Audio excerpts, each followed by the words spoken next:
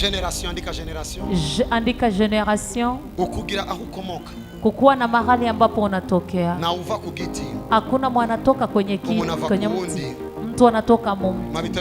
Unasikia vile nimesema. Reka tugende gato muri kino gihugu ciza. Twende vizuri mwichi nchi nzuri. Alicho namanita generation nyogo. Kuna kile ambacho naitaga generation bibi. Generation nyogo kuru. Generation ya bibi. Ni babandi badutanguliye twebwe tutaranavuka. Ni wale wengine walituanzia kabla hatujazaliwa. Bavuze Imana turiko turavuga. Walisema Mungu ambaye tunamsema. Hari inzira jewe no kwizera Imana bavuze Imana ikabandaniriza ko aho yagejeje nyina. Kuna njia ambayo naweza kaamini Mungu aliyosikia ili Mungu aendelee katika hiyo orodha. Kuko aho sogokuru yasize igikorwa mu itongo ni ubandaniriza nusubira kandi kugura gushasha itongo yakuguriye. Kwenye babu aliachia kazi kwa parcel ndo kwenye unaendeleleshe hauzi tena pingine. Muri kino gihugu no muri kano karere. Mui inchi na iyanga. Hariyo probleme ngomba gukemura ubunyene. Kuna tatizo nataka ni solve kwa sasa hivi. Ari ingorane ngomba nkemure ubunyene. Kuna tatizo nataka ni solve sasa hivi. Umengo ni twebwe abakristo bambe. Utasema ni sisi wa Kristo wa kwanza. Dusenga Imana nguko umengo ni twebwe dutanguye ivya Yesu mu Burundi. Tunaomba Mungu, utasema ni sisi tumeanza vya Yesu Burundi. Uko nukwiyima ma avantage. Hiyo ni kujiima avantage. Sinsenga nk'uwatanguye. Siombi kama mwenye alianza. Senga ngubandaniriza aho bagejeje kuko Imana yatanguranye nabo niyo yahisemo kugendana nanje. Ninaomba kama mwenye anaendelezea kunywalifikisha, maana Mungu alikuwa pamoja nao, ndo alichagua kutembea nami. Nikute no bandiko ndaje Bugarama. Ni kisi gani naweza kuwa naenda Bugarama? Change ndiko ndaje Gitega. Au naenda Gitega. Imodoka yashitse Bugarama. Gari imefika Bugarama. Imana ininjije mu modoka Bugarama. Ningia Bugarama. Bandanye Gitega. Niendelee Gitega. Hakongira reconnaissance y'abayishikanye Bugarama. Pale yako na reconnaissance waliofika Bugarama. Nkabiti bijuju bose. Ninawaita birofa wote. Kandi bashikanye imodoka Bugarama. Tena wamenifikishia gari Bugarama. Bicha bituma subira gutangurira Bujumbura. Inarudisha tena nianzishe Bujumbura. Niko benshi bariko barabaho. Ndipo wengi wanaishi. Ni bariko barareconnaissa ivyakoze abandi. Hawako wanakuwa na reconnaissance mu kazi za wengine. Nico gituma bafise imiruho n'intambara abandi bagize kandi ntitwari dukwiye kugira intambara bagize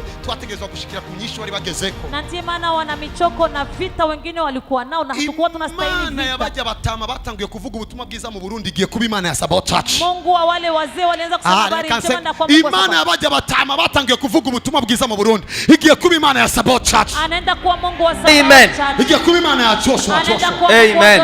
Joshua. Matangiye gutaura aho ndiko ndabaja. Munaanza kuelewa kwenye na wapelekeni. Abo rero je narashize mu mugwi. Au sasa nimewaweka mkundi. Chanda bita generation nyogo. Nikawaita generation bibi. Kuko nibo batanguye. Maana wao ndo walianza. Bari bafise role iyi. Walikuwa na role gani? Bari bafise role yo gutangariza abantu ko Yesu ariho. Walikuwa na kazi ya kutangazia watu kama Yesu yuko. Role yabo nisa ni yacu. Ya kwao ni tofauti na ya kwetu. Twebwe twaje kuvuga Yesu mumuzi. Sisi tulikuja kusema Yesu namjua. Bo baje kuvuga Yesu atazwi na gato. Wao walikuja kusema Yesu ambaye hajulikani kabisa. Uyu munsi narinje. Siku ya leo nimekuja. Kugira ngo amasengesho basenze nusubire kuyasenga wishugwe nyisho batishwe kukurumwe muribo. Ili maombi waliomba usirudi kuyaomba, lakini jibu zao uzikule, maana ni uko mmoja muwao. Amena yanyu yanhe amakenga. Amena yenu imelitia mashaka. Vuga ngo generation nyogo. Generation nyogo. Imana yakoranye nabo. Mungu alitumika na wao. Kungorera. Anaenda kunitumikia. Vuga cyane igiye kungorera. Anaenda nitumikia. Vuga cyane igiye kungorera. Anaenda nitumikia. Vuga jewe uyu munsi. Mimi siku ya leo. Giye gukoregwa. Ninaenda tumikiwa. N'amasengesho. Na maombi. Bajya batama. Wale wazee. Batanguye gusenga ubwa mbere. Walianza omba basenze. Waliomba. Amasezerano Imana yabahaye. Ahadi Mungu aliwapa. Ayandi yerekeye jewe. Ananielekea. Ndarekonesheje Imana yagendanye nabo. Kugira ngo ivyo yavuganye nabo bicike umugabane wanjye. Kuwe sehemu yangu. Ndakubaza. Imana yavuganye na Abraham. Mungu alisema na Abraham. Ariko Netanyahu niwe premier minister wa Israel. Ari masezerano yake. Iko muahadi ya nani? Ya Abraham. Ya Abraham. Amen. Amen. Vuga ngo generation nyogoko. Generation ya bibi. Vuga ngo ndakene ko Imana inkorera. Ninahitaji Mungu anitumikie. Alors reka ngende ningoga. Acha nende haraka. Mukwezi kwa gatanu muri 1898.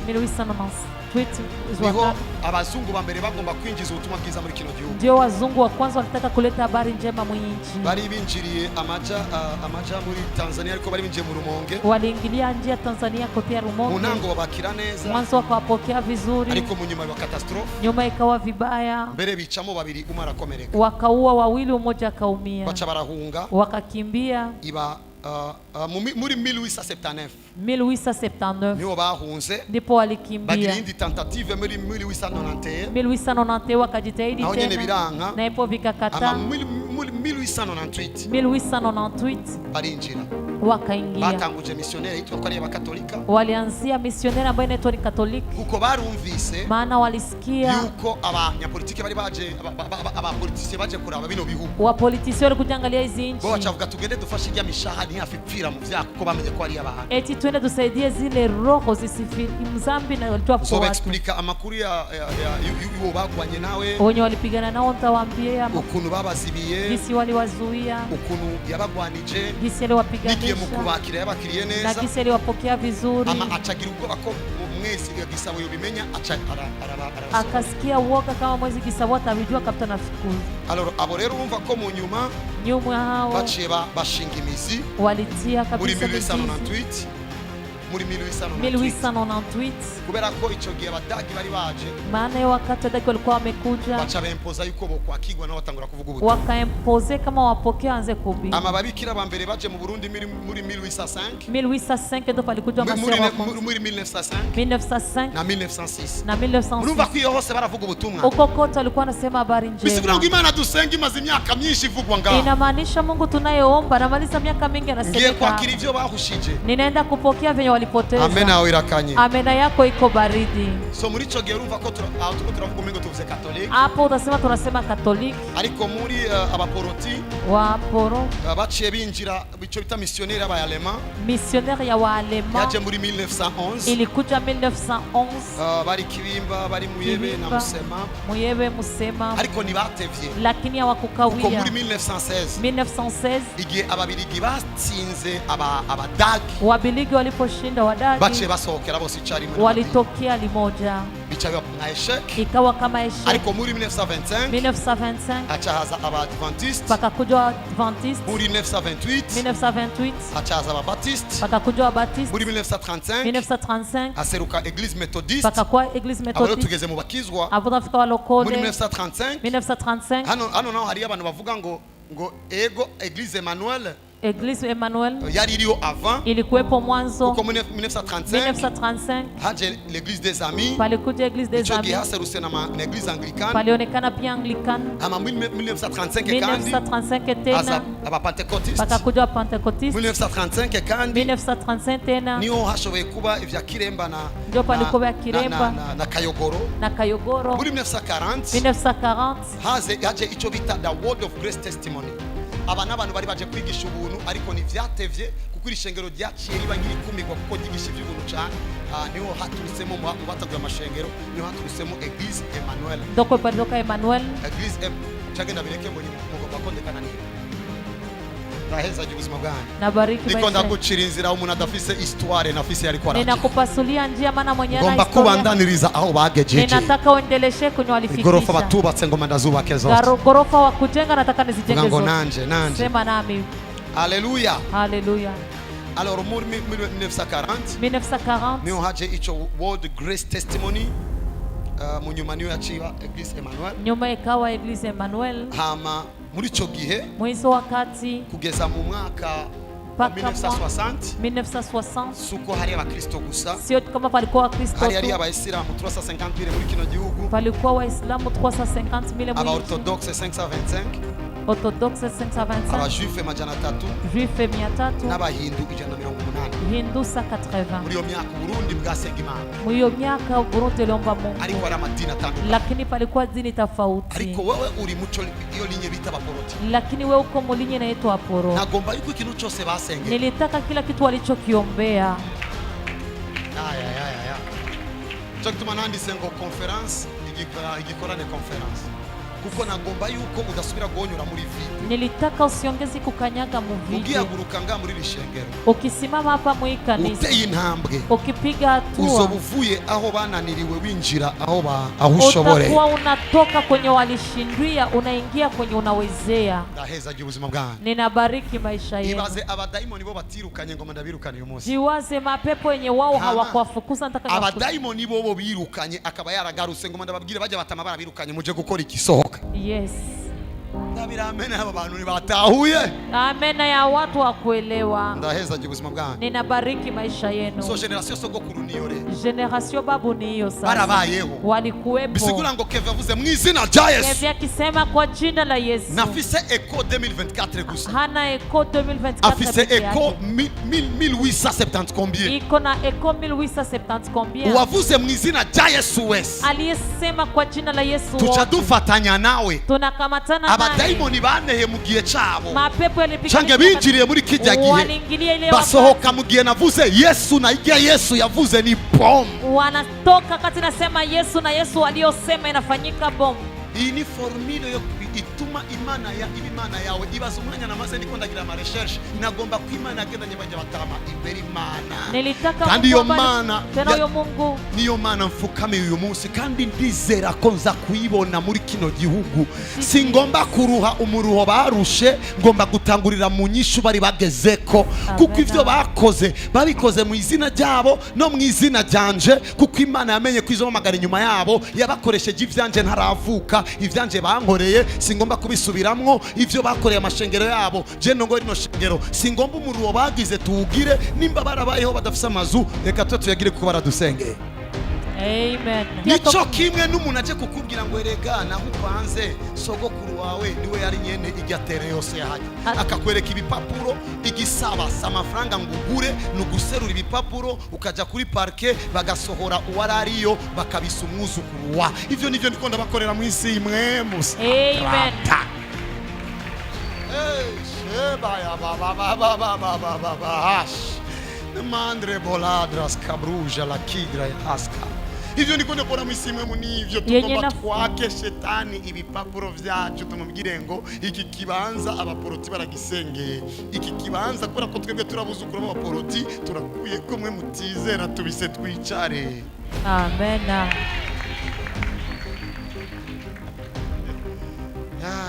Astero kuna sikia unumviko navuga. Astero nasikia venasema. Ndabigishije icigwa kiri hejuru ariko si. Ninawafundisha somo ambayo iko juu. Sindasanta ko mwese muri ko murinzi. Si asentir kama nyote mko mnaingia. Nari kuzanganga vuga faya kene professor. Ningesema faya anaweza nikatabiri. N'ubuvugishwa bwose Imana yabahaye kuko Imana ishoboye kugira sogokuru ngo sogokuru asigaranya amenya abiri ngo zo kugira umuntu akomeye kwisi kandi agomba gupfa ibiri kwiravugana n'umwana wiwe. Anakuwa yuko rero turabana babo. Ivyo Imana yavuganye nabo abiduha. Venye Mungu alisema navyo atatupatia. Ofisi hii message ni nani? Hii message ni ya nani? Bandiseni. Daniel Kolenda.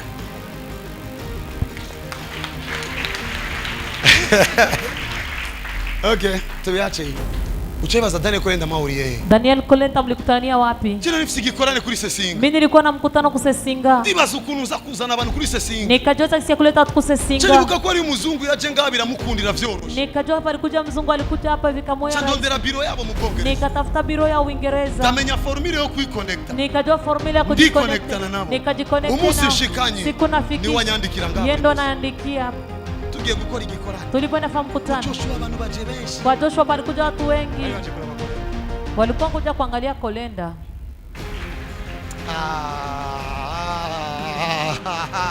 Nubu ni muratahura. Na hivi utaelewa. Amen. Amen. Ndakubwire. Nikwambie. Kimwe mu bintu bizwi. Kimoja mu vitu vinajulikana. Umwana wawe abana bawe babandanye bakuyoboka neza bakagoma imusi yawe kugura imodoka bizoborohera kuruta ukuntu wewe vyakugoye. Watoto wako wakiendelea kukuza gari itakuwa rahisi kwao kuliko kisi. Kubera ko bari muri linye yawe. Maana wako kwenye linye yako. Abafisi imodoka barazi ivyo mvuze umaze kwinjira ngo afisi imodoka. Ukishaingia kwenye wako gari hauwezi ukatoka tena emo. Nusohokayo ufumugena giporoporo ariko buri mu modoka. Hautokagi afasali utembeze cha kiporoporo lakini utakuwa mgari. Abagukomokako hari ibintu bitazobaruhisha. Wenye wanatoka mlinye yako kuna abana banje batazoruhira kubera ko nabitunganije. Kuna vitu watoto wangu hawatachokea maana nimeviandaa. Umunsi Mary Grace yochika umuvuga butumwa azoruha kumenyekana nkuko je vyansavye umwanya kumenyekana cyangwa atasimamisha tukareka kuwa kake na kasura kake anafanana na Joshua na Joshua umuvugisho. Shira biganza hejuru. Tia mikono juu. Vuga mu izina rya Sema. Ndabasenge cyangwa ndabireke. vuga mu izina rya Yesu kwa jina la kuva Yesu. mu myaka y'igihumbi n'amajana 8 Toka miaka 1000 amasengesho yose abera basenze maombi yote watakatifu muri kino gihugu ivyo babohoje sinaje kubibohoza ndaje kwakira inyishu zabo mu izina rya Yesu. Ndakeneye kumva amen and nini before I pray for people. Amen. Tugane ningoga before you go. Twende haraka kabla mwende. Nzobandanye change nzobireke. Niendelea. Andika ya kabiri generation mama. Ya pili generation mama. Generation mama. Generation mama. Nibo bano bavyeyi tukibona. Ni hao wazazi tunawaona hivi. Kuko banyogokuru kenshi nibaboneka. Wabibi mara nyingi hawaonekani. Ariko ba mama baracariho. Wa mama wangali. Nibo bano bamutama Rutayisire. Ndio wa mzee Rutayisire. Bano bantu. Hao watu. Nibongana imyaka. Au silingana miaka. Kanakwereke. Acha nikuoneshe. Kanakwereke kuko mwibaza ko ndiko ndigisha. Mnadhania nafundisha habari cyangwa ibitito. Okay? Kuna raba iyo ubona ngo bano ugurure ise ko muze bishop muze Momberi. Kanakwereke kuko nyine. Yanditse gutenga. iya bleu ayanditse urakoze cyane mzee Kijana. Ndakutuma naje namba yango pero. ndio maana nikutana pale chapo Kubera kwicarana nawe kwa ajili ya kuketi naye. Hageze umwanya avuga ngo uyu muhungu ntakiri muto nanyene n'umutamu. Huyu hata kama ngali mdogo ni mzee. Cyo gituma yavuze mzee Kijana. Ndio maana alisema mzee Kijana. Kurekoneta. Ingorane tugira. Tatizo tunayo. Tutangura nk'abakorose ku giti. Tunaanza kama wenye wanatoka. Niyo ngorane dufise no muri kino gihugu. Tatizo tunayo muyo inchi. Ako twemera yuko aho tugeze ni kubera abandi baraduciriye inzira. Pale kukubali kama kwa tunafika kuna waliotupasulia njia. Uyu munsi tuvuga ubutumwa mukavuga amena ariko wali abasogokuru baravuga ubutumwa bakajya makofi. Kuna watu walihubiri zamani wanapigwa makofi. Nibo baduciriye inzira. Wao ndo walitupasulia njia. Niki gituma nunguka kuvyabo? Ni kipi kinasababisha na faidika? Nukurekonesa ivy'Imana yakoranye nabo. Ni kurekonetre venye Mungu alitumika na wao. Natwaye madame tugiye kwa mzee wa Bombeje. Nilipeleka mkati tulipoenda kwa mzee wa Bombeje. Sireko ndamusaba mzee nyereke kumusengera bagwaye. Simulizi kisiwa naombiaga wagonjwa hapana. I have testimonies and testimonies Imana yarampa. Visinahe na Mungu alinipa hivyo. Siko nambwira mzee ngo mumbwire uko nukumbiriko na daimoni. Mzee kisiwa nafukuzaga mapepo. Nariko ndumviriza histoire y'ishengero ry'Uburundi. Nilikuwa nasikia historia ya kanisa Burundi. Ariko nambwira makuru y'ukuntu bicarana na David Daruhutse. Twaramaze amasaha 9. Tulimaliza saa 9. Tuvuga kumbe turi mu bintu bizima. Tuko mu bintu bizima. Izi ni nahe zigenda genda. Nini ushuhuda na ariko kugira ngo Imana yambwiye eti Mungu aliniambia ndi muri vide. Niko mu vide. Mubona ibi. Ibi mkiona. Generation mama barashobora kudutuka, wanaweza tutukwana kuko uwagutanguriye ashoboye kugutuka kuko atagutahura, ariko wewe uramutahura kuko wamusanze ku kazi. Wewe unamuelewa maana ulimkutana ku kazi.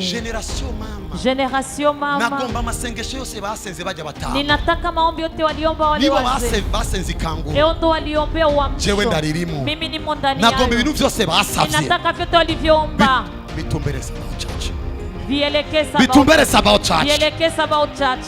Mavyumvise niko ndavuga. Umesikia vena sema. Ikindi kingine abantu nibangana. Watu walingana. Muyo generation mama. Muyo generation mama. Aliyo bakuru na bato. Kuna wakubwa na wadogo. Ariko twe tubita abavyeyi. Lakini sisi tunaita wazazi. Muye nabo jewe. Nikikutana na wao mimi. Nabaramutsaguke. Ninawasalimu kihivi. Ni sawa mzee? Kandi n'umutima ubikunze. Tena na roho ya kupenda. Kuko ndi resulta ya masengesho yao. Maana niko resulta ya maombi yao. Birashoboka ku isengesho ry'umwe niryo ryumviswe mu ijuru genda kizwa. Inawezekana ni ombi la umoja lisikilizwa mbinguni nikaokoka. Ingorane ni muizi. Tatizo amwijui. Iyo ngorane. Iyo tatizo. Muri East Africa. Iko ndani ya East Africa. Niri muri Nigeria. Haiko Nigeria. Bose bishimira Bishop Idahosa. Wote wanashukuru Prophet Idahosa. Ariko muri Tanzania bananirwa no kuvuga Moses Clora. Tanzania wanashindwa kusema Moses Clora. Tutahagurutse ngo tubwire abantu ko bakwiye kurekonesa abadutanguriye, natwe nibazo dukorekonesa nitwava ngaha, kuko ivyo ukoze nivyo bagukorera abantu. Venye unafanya ndo vengine wanakufanyia. Ingorane rero ihagaze he? Tatizo inasimamia wapi? Ishengero rya Nigeria lirakomeye. Kanisa la Nigeria linakufa. Nibigeze bakupa. Hawakuwahi kukupa. Babandanirije mu watanguye. Waliendelelezea kumwenye alianza. Pastor Chris muramuzi mwese? Pastor Chris mnamjua nyote? Muramuzi mwese? Namjua nyote. Isi yose ramuzi? Dunia nzima inamjua. Ni miliardere birateye ubwoba. Miliardere natisha. atanga ikigira 10 ciwe anapana sehemu ya kwa mama wiwe, bisigura ngo umudamu wa Benson Idahosa kuko arekonesa ko yabaye connected na Benson Idahosa, aracubaha mama umudamu wa Benson Idahosa ku buryo amashuri Benson Idahosa yari yasize bagomba kuyugara, nibo batanze amamiliyoni yo kuyavyura. Ukurekonesa rabivye Imana yabahaye, ariko twebwe nta numwe turekonesa, nta numwe dutahura ko yaduciriye inzira. Naranasavye nganda abwira mu ndonderere umutama mu banyogo ku masogokuru batanguje ubutumwa bwiza, muba muza atishoboye tugende dufume tumubakira chambrette no kumurondera nimwe mu ndonderere, kuko abantu ntibakunda yuko abaho reconnaissance. Sinshobora guhagarara ngaha nirate ngo nirukanya abazimu bakaguruka, ndeke kurekonesa yuko amasengesho y'abamutama muze Bishop Rutawusire ariyo yaciye inzira igihe baja ku masesinga bavuga ubutumwa kugeza abantu bemera ko Yesu ariho. Turi resulta Imana yatumye tuba inkomezi zibandaniriza aho bageze, kugira ngo igihe bazoba basohotse bavuge ngo naho tugiye dusize bakozi, dusize ibikoresho, ariko turiko turarekonesa bazogenda bababara, bagiye bababaye bafana ibitamana. Dengo bagusa vuga Imana ya Joshua. Maana mimi nataka niseme tu Mungu wa Joshua. No. Hapana. Yo niyo mana ya Bishop Rutayisire, niyo mana ya Apotre Charles Ndumukama, niyo mana abaja batama bo muri Pentecote, niyo mana ya Pastor Edmo Kivuye, niyo mana tuvuga nga. Tunaisema hapa. Reconnaissance. La reconnaissance. Nicho gituma je isimwe matari mekanike kuri je. Ndio maana ulimwengu wa kiroho sio mekanike kwangu. Nikutenushika mwijabe, utuvuze mwijabe, mwese mubonande. Mwese nibona vivante gaema. Mwese mnaona nyote vivante. Nimumubona mwese. Si mnaona mote. Mwese muri nga muramubona. Mnamuona? Jewe censhika rero. Mana ya Joshua. Mungu wa Joshua. Nimechanganikiwa. Maana ndagushimiye kuba ari wahamagaye. Mungu nakushukuru wewe ndio umita. Ndagushimiye rero kuri no dossier mu izina rya Yesu Kristo ni atmosphere y'umukozi yakorenga. I finished this is. Kachibona umuntu arakize cancer awe nayo nakuya. Baba ulisema na mie kumulima uri kujaga na mama yani tu kuna kino kujaga nacho. Ku musozi wazanya n'ivyasi vyonyene hari ikindi wazanya. Tueleke gifadika wachozanye ku musozi. Tuoneshe cha kukamatika ulitoa. Ariko connecte na reality. Jiconnecte na reality. Kana birekere nga. Acha niviachie hapa. Ndabasengere. Niwaombe. Ndabasengere Imana kuko igihe cha nyogokuru wawe sinari ndiho, ariko umusogokuru kanaka muvuga butuma yarariho, ngomba nifashisha amasengesho ya sense mu gukubita abadayimoni bari kuri nyogokuru wawe. Cenda gukorera wowe urabibikurikira. Amen. Very easy. Bicha byoroha cyane. Nimba ari ubwami bwa mbere bworosha. Kama kuna ufalme wa kwanza mraisi ni huyu. Les chrétiens ont compliqué. Ariko abakristo barakomplitse ibintu byo. Uko niko bimeze. Hivyo ndivyo ilivyo. You see my daughter? Urabona mukobwa wanjye. Wategerezwa kugira model. Ungepashwa kuwa na model. Y'umumama yubatse imyaka myinshi kukurusha. Ya mama ambaye alijenga miaka mingi. You connect under the grace. Ujiconnect na yote. Muri business nuko. Mu biashara ni. Igituma Amerika igumi ihagaze ni kubera ko Joe Biden conseil we mukuru ni Obama, bisigura ngo yiconnecta ku wabishoboye. Anajiconnecte ku mwenye aliwezaga. Politiquement c'est comme ça. Politique nuko, historique nuko. Muri commerce ugomba gutera imbere iconnecte ku commerce. Genda wemere urekonese kumure commerce yakoze commerce zigacamo. Ufise abagenzi batanda gitomate zigahomba, ukeneye kuzoba na wenyene venera wejo utajenga soko, utajenga kabu. What's your connection? Yo ni connection. Connection yawe ni iyihe? Connection yako ni ipi? Cyangwa ngo je nkorera muri Tokyo kora kumunda kwifotoza. Nagiye gufata biro muri Tokyo kuko nziko ububatse hajya yararoraniwe byaramuciriyemo byarapasije, kandi fise biro yanje muzira iwe icako wibaza ko nduga mvuga ngo rakaba ndavuga mana ndahonye mu makanda wabishoboye, ndizera ko vuba nzafise ibintu nk'ibi prakade. Musengera muri video usenga ndafisa hagaze. Mama mu video hamna kwa mnasimamia. Mana musengera muri vide. Munaombeaga mu vide. Ufise nyogokuru wawe yaramvye mu telefone. Uko na tatu yako. Onyora muri ayo mavuta y'uwaramvye. Kanyaga kwa yo mafuta mwenye alikupakia miaka. Abagenzi ufise bose n'abagenzi bose bagize ama accident. Nubwo komenyo yasigaye. Marafiki yako alifanyaga accident. Connection. Donc muri commerce birabaho, muri politique birabaho, mu miryango birabaho, muri carrière musicale birabaho. Mu carrière musicale. Ariko twebwe twaretse ivyo tuko turavuga carrière spirituelle. Situiacha hivyo tunasema vya kiroho. Nabonye komese matamu. Ndabasengere. Ndabukuno ngoma nisengere buhoro murabe bikurikira. Atanta niko niombe pole pole muone vya kufuata. Twebwe turi muco bita generation mwana. Si tuko mu generation mtoto. None mwana yoboneka mama atigeza aba. Mtoto anaweza onekana mama hakuwahi kuonekana. None mama yoboneka nyoko atigeza aba. Mama anaweza onekana bibi. Nimba ndiko ndavuga uyu munsi. Kama anasema leo. Sikubera ko ari abatanguye imbere yacu. Sijui piko wenye walianza mbele yangu. Nako turi muri generation mwana. Hata kama tuko mu generation mtoto. Twatanguriye rimwe. Atukuanzia limoja. Sisi zatanguye imbere yacu. Sisi zilianza mbele yetu. Iyi ni generation ya grand frère. Hii ni generation ya grand frère. None bingisi ki kurekonesa ko ari generation grand frère. Vinanifanya nini kurekonete kama ni grand frère? Bitumye amasengesho ya senza nkorera. Vinaomba maombi aliomba ananitumikia. Muza kumva kusa prophet ariko ari bakumsoza amasengesho kachugaho haja amafaranga yayivya abantu genda wibe nawe. Nenda ukaibe na wewe. Bijya nibigira cyo. Urazi umuntu amazi imyaka 200 ari umupastor akavuga ngo waguze imodoka bigira cyo mucumbira je ko amazi imyaka 5 nyereka zine kuko bafashe byinshi naratanga. Wewe ulikamataga sehemu za 10 nyingi kabla sijaanza. Bino bintu bihagaze mu principe menshi. Haya mambo yanasimama mu principe nyingi. Baza bari muri komite bakubwira amafaranga ngoresha ubenye nambia ngo amafaranga ukoresha ariko tuyumvira tukagira ubwoba. Eti pesa natumikisha kuna sababu. Ifaranga ryo mu ishengero rigaruka mu ishengero. Pesa ya kanisani inarudia kanisani. Ariko ubuntu bugaruka kuwa bwakiriye. Lakini neema inarudia kwa mwenye alipokea. Jewe ndigisambo cy'ubuntu ndakubonanye ubuntu ndabujyako ndabugendana utake utake. Nikikuona ko neema ndaikula ko ukunda changu dashaka. Arazi umupastori umwe nkunda hajya naona ndakumuvuga izina. Anajua mchungaji mmoja nampenda hata kama kugira ngo namukundira iki? Unajua nampendea nini? Amazi miaka 30 yubatse. Anamaliza miaka 30 anajenga. Umwana we wa mbere yagize mariage afise na diplome. Mtoto wake wa kwanza alifanya ndoa na yuko na diplome. Mwana we ni docteur, uwanje aracari muri maternelle. Cyo connecta kuri Celestin. Nijiconnecte kwa Celestin. No mwiconnecta ko kubindi. Naisa mjiconnecte ariko hariyo territoire yo kuramba mu rugo ndiconnecta kuba yaramvye mu rugo. Lakini kuna territoire ya kuwa miaka mingi mdoa na jiconnecte kwa walikuwa miaka mingi mdoa. Oh, akunda kuja Malawi. Anapenda kwenda Malawi. Abandi bakozimana ni baringa. Wengine watumishi wa Mungu wako hapa. None umuntu avomi ivyo ushaka cyangwa avomi ivyo ashaka. Bana cyangwa ndeke. Rwanda. Ari abasa kubivunja. Ndashobora kuza kuvoma amavuta kanaka kumutama kanaka nga ariko na ndege afise uje mugabo yaraguze indege bimworohera cyangwa ndakuvoma ikinga kandi amina makinga nishachoka. It's only wisdom. No bwenge bwonye. It's only simple, very simple. Biroroshe kandi bikoroha cyane. And the big problem nigiye na manuse shitse naho katunyandikira. Nafika hapo nanyandikia. I connect. Ni wifi. Ni singa. Na wifi ifise zone ugiye kure nifata. Na wifi iko na zone ukikuwa mbali haika. Ubonyereza ko mu ndege narishe ubonyereza ko mu kwiconnecta nagiye kwemera kwiga no kwiconnecta nemera gutanga ikiguzi ukasha wiconnecta n'umuntu I connect. Utaki unajiconnecte ni wifi ni sans fil ni satellite. Mwanitaje niko ndavuga. Umeelewa pia nasema. Simple. Biroroshe. La connexion est réelle. Connexion réelle. Amen. Amena.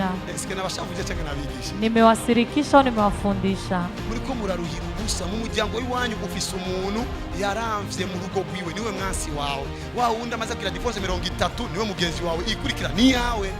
Una amavuta si connection. Mafuta si ni connection. Mafuta si connection. Si ni connection. Mu muryango iwanyu hari umuntu abana biwe bose barangije amashuri waciye umugira umwansi baratwigambako kubera ko abana biwe bize reka twigumanire wagize ubucuti n'umuntu abana biwe bose mu wicenda batwara imbanyi uwa aracafise imyaka 9 tegura amalenje n'amapampex niyagera mu wicenda kuko ni connection. Now I give you secrets. Ndaguha ibanga. That's what you call connection. Icho nicho bita connection. Ari abantu ibintu biko birakunda ico bita kure connection. Kuna watu vitu vinawezekana. Aho agejeje reka ni connect mbandanirize. Hata nijiconnecte niendeleze hapo. Iyo ni Imana yabishizeho kugira ngo wagume inyifato yo guca bugufi. Ni Mungu aliviwekeza ili pabaki kujishusha. Bino bitangaza binyicaya mu maboko iyo nari kuronga kajyo ko guca bugufi nari kwita kamana igihe kimwe. Hii miujiza inapita kwa mikono kama singejishushaga ningejitaka kama Mungu. Je, mbona na Imana mwijoro nari kumbira mimi naonanga na Mungu mbinguni kasa nimemaliza. Ariko kajyo ko guca bugufi. Nafasi ya kujishusha. Ko kuja mwindi shengero. Ya kwenda mwingine kanisa. Inebe sikuzura kavuga imuka. Viti vinajao na kwambia ukimuka unahama. Ofisi yawe itigera yicara ko umuntu ntigiye udahari udashoboye kuronga kajyo ko kwimugwa gucyo uza kutangura kwita kamana kubera intebe ucakoresha. Nyereka umuntu aca bugufi ndakwereka umuntu azoshika kure. Nyereka mtu kujishusha ni kuonesha matafika gani. Ndakwereka umuguru w'abana niwe. Sizona ni. Sitoshindwa. Suko ntazogwanywa ariko intambara zanje zagwanye mu basogokuru bakera. Je ndiko ndaginyishuza. Amen. ibiganza hejuru. Tia mikono juu. Ndabasanga muhaguruke mwese ndabereke kaka. Ahantu hose uzobona umutama w'umukozi w'Imana. Mahali pote utaona mzee mtumishi wa Mungu. Ili kumutamangana na papa wao ni papa wao. Mzee ambaye analingana na baba yako ni baba yako. Sivyo ga? Si ndi kweli? Respect that man and go. Ubaha uyo muntu gende. Oh, yaraguye. Alianguka. Alianguka kwenu? Maragwanye. Mulipigana? Ubaha wigende. Weshimu wende. Amen. Amen. Ngira muhagararanye ubwenge buraraho. Eti akili na upolewa. Nibakoresha makara. Hawatumikishaki makara. Bakoresha kumva. Wanatumikisha kusikia. Bumvira icyo umunyabwenge ugira ubwenge. Ukisikia mwenye akili unakuwa na akili. Mubwire ngo n'ubuntu buraraho. Bakoresha connection. Wanatumika connection. Nanze kuvuga ibindi mwotwega kuko je ndi gisambo cy'ubuntu. But you wewe guhura n'umuntu yuzuye ubuntu. Unaweza kutana na mtu anajaa neema. Ukamugirira gute? Unamfanya hivi. Ukachuduga ku musozi. Unapanda kumlima. Maana ndakene mafuta yo kwirukana abazimu. Mungu anataka mafuta ya kufukuza mapepo. Imani kachukubona umuzimu. Mungu anakuona pepo kabisa. Kuko wahuye n'umuntu yirukana abazimu wari kwiconnecta ukagenda n'ubuntu ukagenda gushimira Imana ko yaguhaye amavuta yo kwirukana abazimu. Yes. Bijana niyo gusigura cyavuga ngo yes. For God so loved the world, that he gave his only Son, so that whoever believes in him shall not perish, but have eternal life. But without faith it is impossible to please God, for whoever comes near God must believe that God exists, and that he rewards those who diligently seek him. Our God is love.